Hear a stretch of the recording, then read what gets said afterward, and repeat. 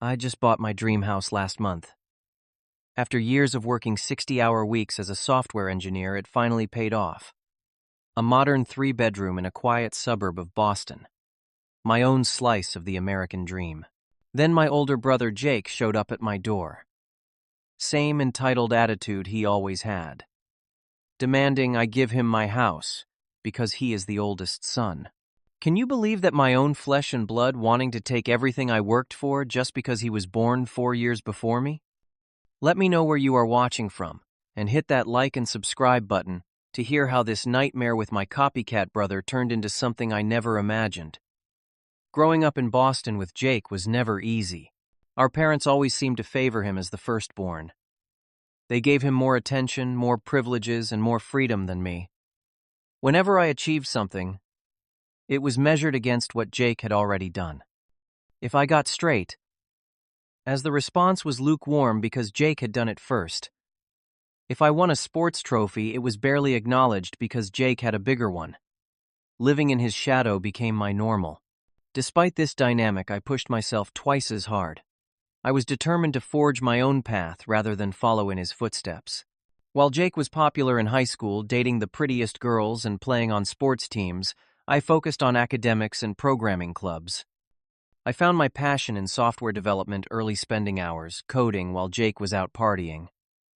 As we grew older, the gap between us widened. Jake expected things to come easily to him, just as they always had during childhood. I, on the other hand, learned to work for everything I wanted. This fundamental difference shaped our adult lives more than either of us could have predicted. After high school, I earned a scholarship to a prestigious university, while Jake barely graduated and bounced between community college programs, never completing any of them. I graduated with honors, immediately landing a job at one of the top tech companies in Boston. I lived frugally, sharing apartments with roommates and saving every penny possible. My closest friend through college and beyond was Mark. We met freshman year as roommates and bonded over late-night coding sessions and a shared love for indie films. Mark was the brother I wished I had, supportive and genuinely happy for my successes rather than jealous or competitive. After 8 years of hard work, promotions, and disciplined saving, I finally had enough for a down payment on my dream home.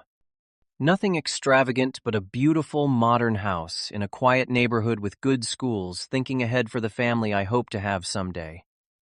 The day I got the keys was the proudest moment of my life. No one had handed it to me, no one had helped me. I had earned every square foot through my own efforts. Meanwhile, Jake had been on a downward spiral.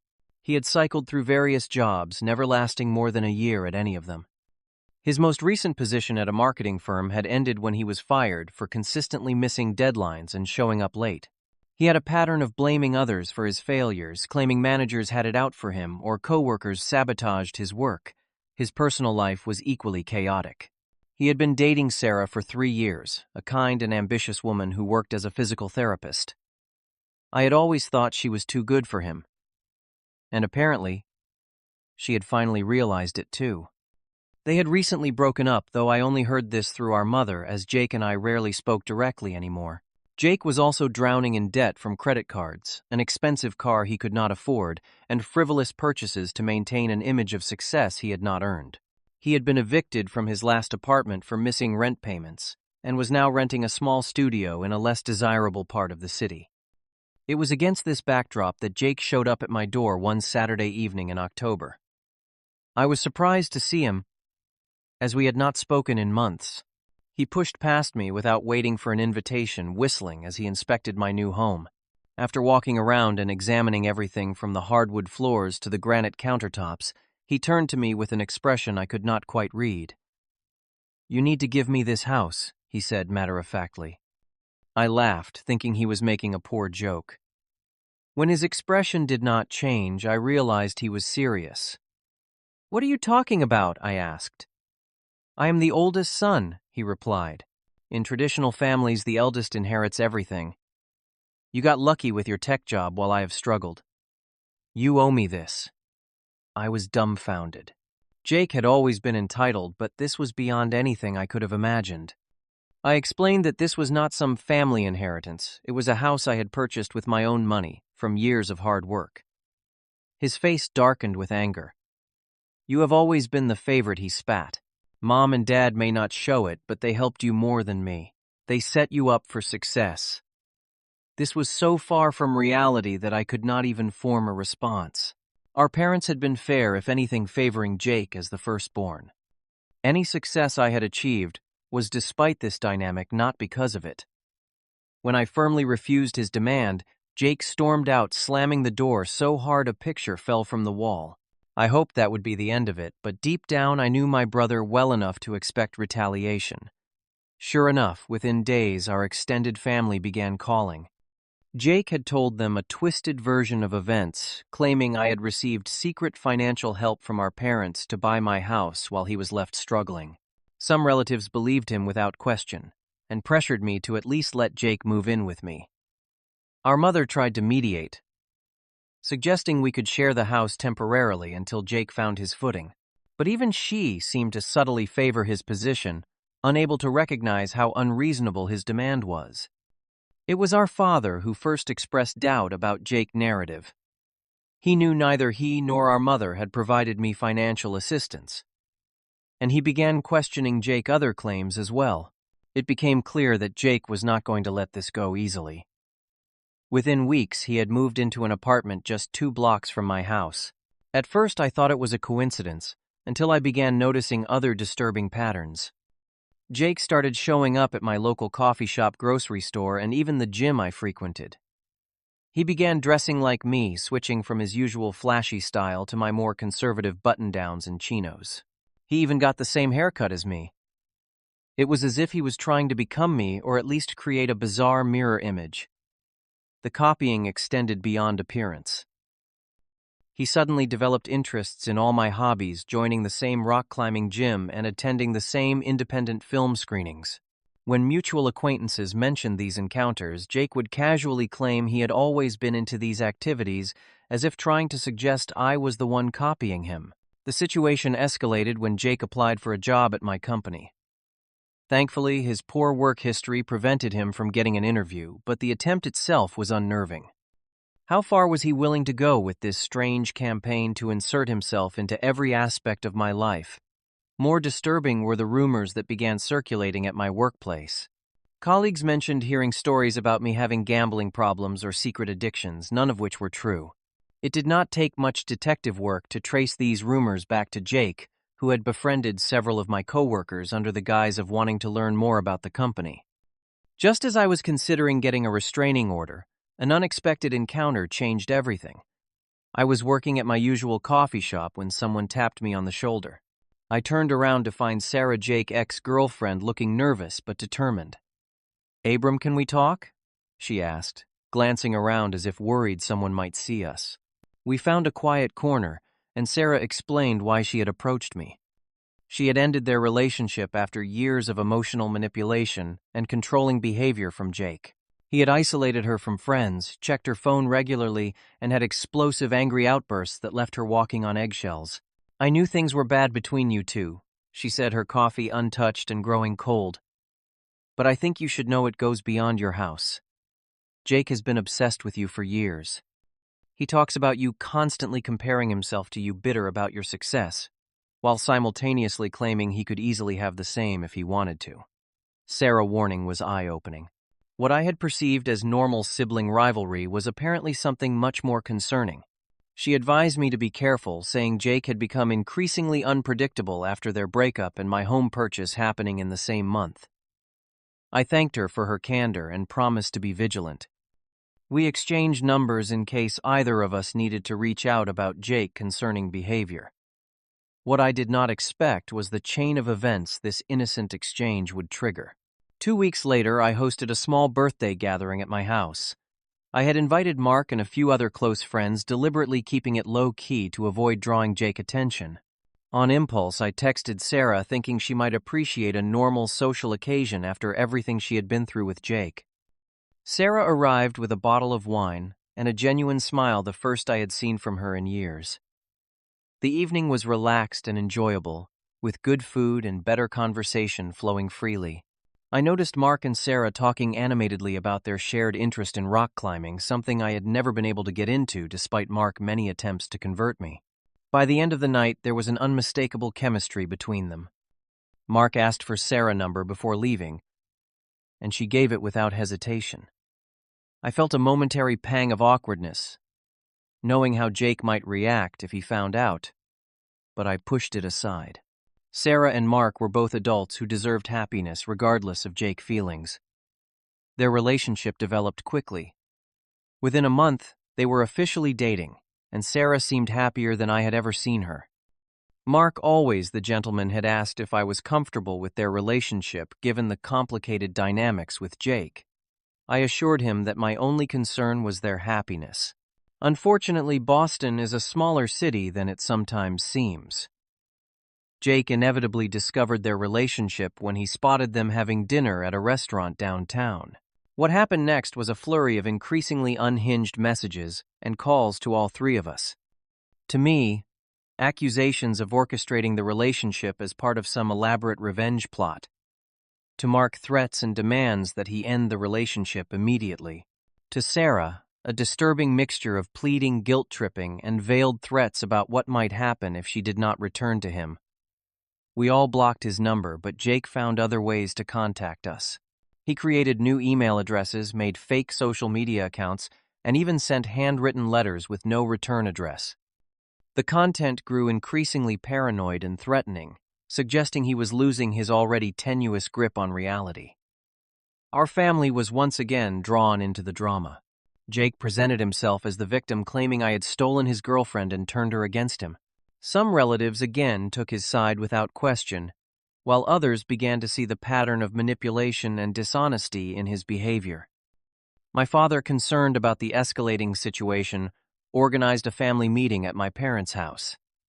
He hoped a direct conversation might diffuse tensions and bring Jake back to a more reasonable mindset. I was skeptical but agreed to attend for my parents' sake.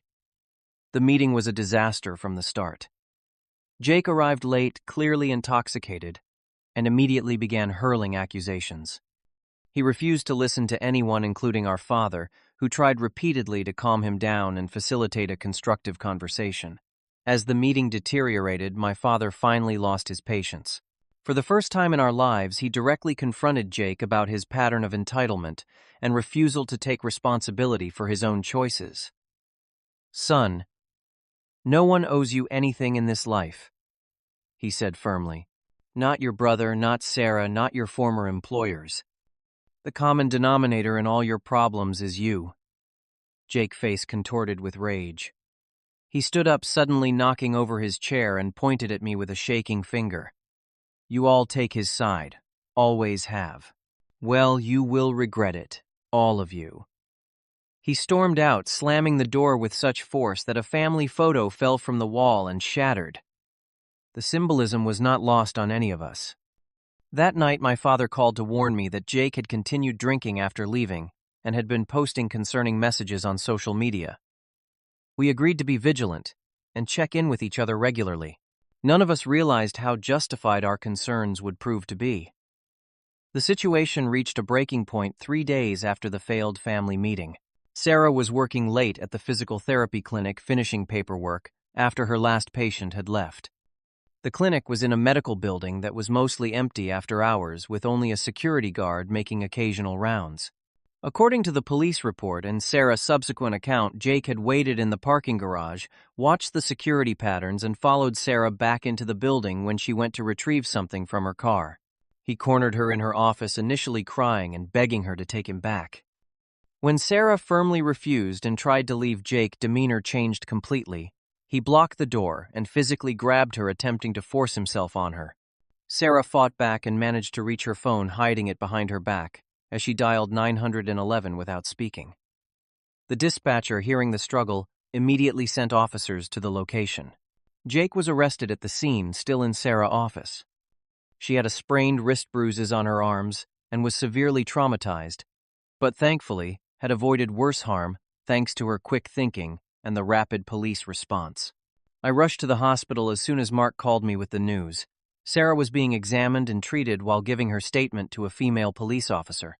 The three of us stayed together that night, none of us wanting to be alone after such a horrifying event. The news hit my family like a bomb.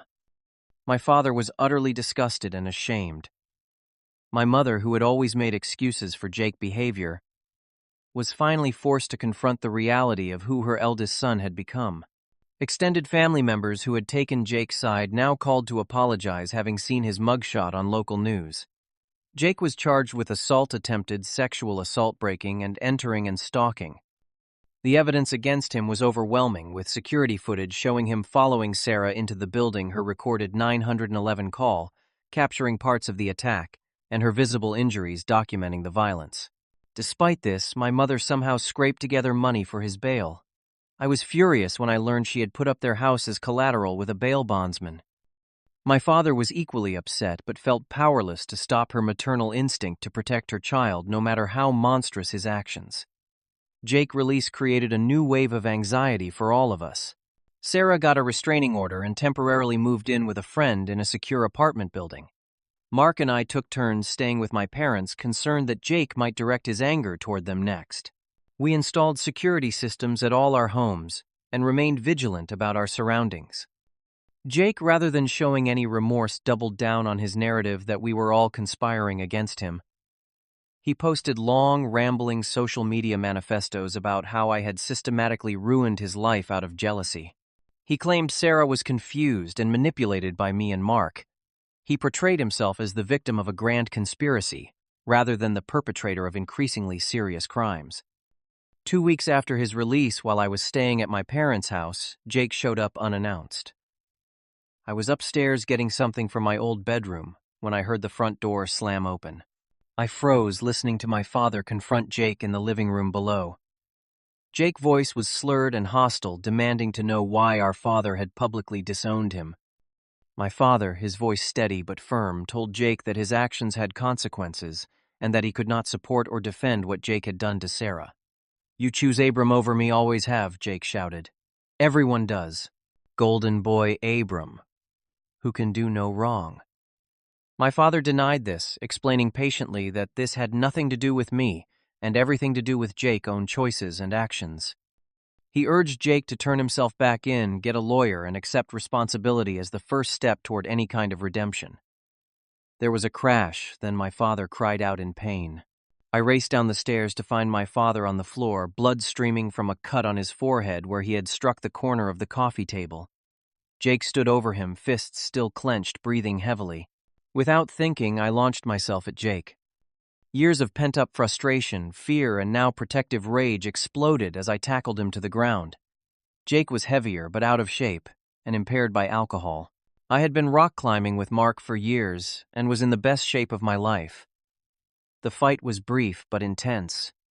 Jake landed a few solid punches, but adrenaline kept me from feeling the pain. I gained the upper hand, quickly pinning him down and landing several hard blows that left him dazed and bloodied. Only my father's voice calling my name pulled me back from continuing. "Call the police," my father said, pressing a kitchen towel to his bleeding head. "I have had enough." The police arrived quickly, taking statements from both my father and me. The home security system my father had recently installed had captured the entire incident on video, clearly showing Jake as the aggressor who had attacked first. Jake was arrested again, this time with no possibility of bail given his previous charges and the violation of release conditions. My father required 6 stitches and suffered a mild concussion. The physical injuries would heal, but the emotional wound of having his firstborn son attack him was something I feared might never fully mend. Jake was now facing additional charges of assault, breaking and entering, and violation of bail conditions. His previous charges related to Sarah's attack ensured he would be facing significant prison time. The prosecutor contacted us all, explaining that they had a very strong case and were not interested in plea bargains given the severity and pattern of Jake's behavior. The legal consequences for Jake unfolded over the following months. His trial was straightforward, with overwhelming evidence against him in both cases. Sarah testified bravely despite being visibly shaken by having to recount her ordeal and face Jake in court. My father and I also testified about the attack at my parents' home, supported by the clear security footage. Throughout the proceedings, Jake showed no remorse. He maintained his delusional perspective that he was the victim of a conspiracy led by me.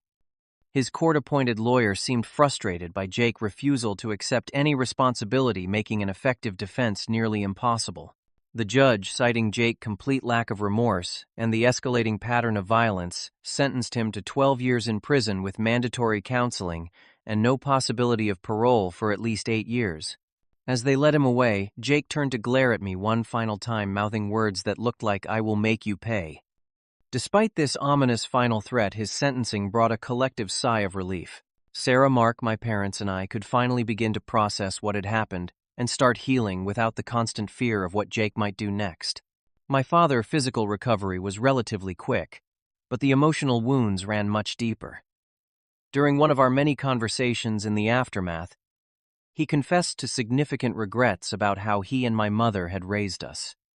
"I think we made it too easy for Jake and too hard for you," he admitted one evening as we sat on his porch. "We gave him everything because he was our first, and we expected everything from you because we thought that was how it worked. I see now how unfair that was, and how it might have contributed to the men you both became." These conversations were painful but necessary. My father began therapy, something he had scoffed at for most of his life, to process his complicated feelings of guilt, grief, and anger. My mother eventually joined him in couple counseling, though she struggled more to accept her role in enabling Jake's behavior over the years. Mark and Sarah's relationship continued to flourish, providing a bright spot amid the darkness. Sarah's gradual recovery from her trauma was aided by professional therapy and Mark's unwavering support. 6 months after the trial, they moved in together, creating a home that felt safe and nurturing for both of them. I was genuinely happy for them, though their relationship highlighted my own loneliness. I had been so focused on my career and then on the drama with Jake that my personal life had taken a back seat. With encouragement from both Mark and Sarah, I began to cautiously date again, meeting a fellow software engineer named Julia, who understood the value of taking things slowly. My own healing journey was complicated and non-linear. Initially, I was consumed by guilt, wondering if I could have prevented everything by recognizing the severity of Jake's issues earlier.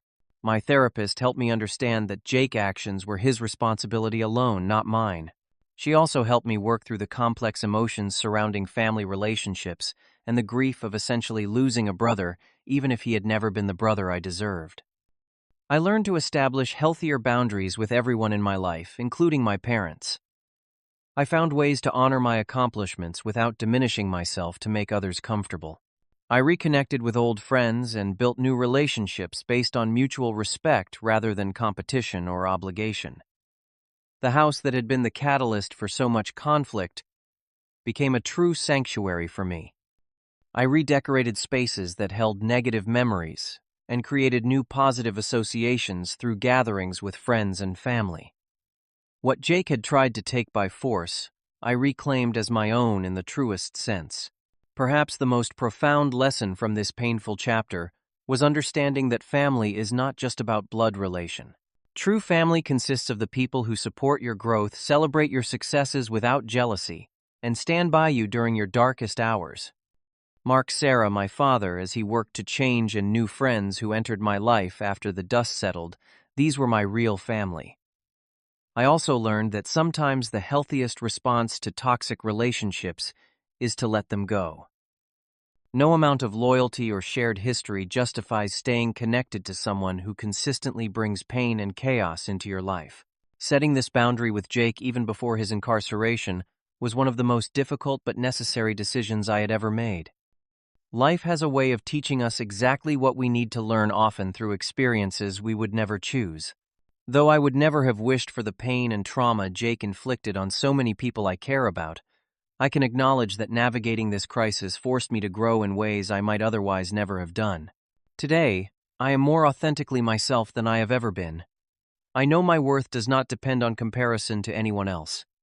I understand that I cannot control others' actions, only my response to them. And I recognize that the capacity to rebuild after devastation is one of humanity's most remarkable traits. What would you have done in my situation? Have you ever had to cut ties with a family member for your own well-being? Share your thoughts in the comments below. And if this story resonated with you, please consider hitting the like button and subscribing to my channel. I share new stories every week about overcoming family challenges and building a life on your own terms. Thank you for listening. And remember that sometimes the family we choose is more important than the family we are born into.